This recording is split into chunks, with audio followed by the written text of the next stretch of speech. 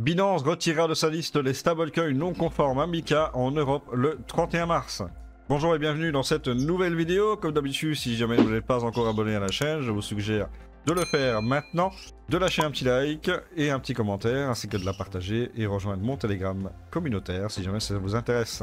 Binance retira 9 stablecoins dont l'USDT et le DAI de sa liste en Europe le 31 mars pour se conformer aux régulations MiCA, en continuant à permettre leur garde et conversion.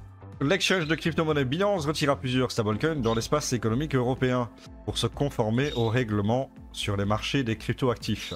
Le 31 mars, Binance supprimera les paires de trading au comptant pour les utilisateurs de l'Union européenne afin de se conformer aux réglementations MiCA. 9 stablecoins dont l'USDT, le Tether et le DAI seront concernés, a annoncé l'exchange le 3 mars. Ok, c'est bien de répéter 100 fois la même chose, mais il faudrait peut-être aller un petit peu plus loin. Cependant, les utilisateurs concernés pourront toujours vendre le stablecoin non conforme via Binance Convert, a précisé la plateforme. Les stablecoins conformes à MiCA, tels que ceux émis par le Circle, comme l'USDC et le RIT, resteront disponibles sans changement. La garde des stablecoins non conformes à MiCA se poursuivra, tout en encourageant les utilisateurs de l'Union européenne à convertir tous les stablecoins non conformes à MiCA en actifs tels que l'USDC ou le RI, ou une monnaie fiduciaire comme l'euro. Binance a déclaré qu'elle continuerait à prendre en charge la garde des actifs non conformes à MiCA. La garde des stablecoins non conformes à MiCA se poursuivra et vous pourrez retirer ou déposer les stablecoins non conformes à MiCA à tout moment. Ouais, mais je suppose qu'on ne pourra plus évidemment trader avec. La liste complète des stablecoins non conformes à MiCA sur Binance comprend Tether, USDT, DAI, First Digital, USD, Pax Dollar, Encore d'euros, Terra USD, Terra Classic USD et Pax Gold. Cette annonce intervient alors que Binance cherche encore à obtenir une licence MiCA. En janvier 2025, la plateforme avait déjà annoncé des ajustements dans ses procédures de dépôt et de retrait en Pologne pour se conformer au cadre réglementaire européen.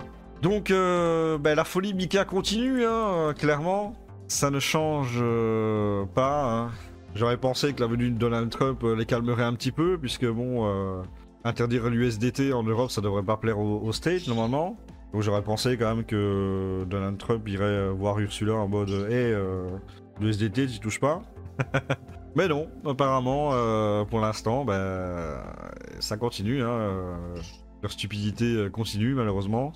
On se retrouve donc avec un exchange, le premier exchange mondial qui retire 9 stablecoins pour les Européens, quoi.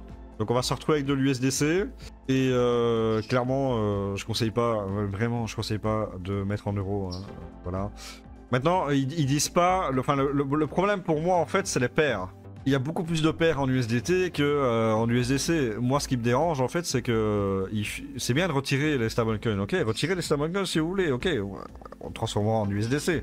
USDC, USDT, pour moi c'est kiff-kiff, je m'en fous. Moi ce qui m'intéresse plutôt c'est les paires.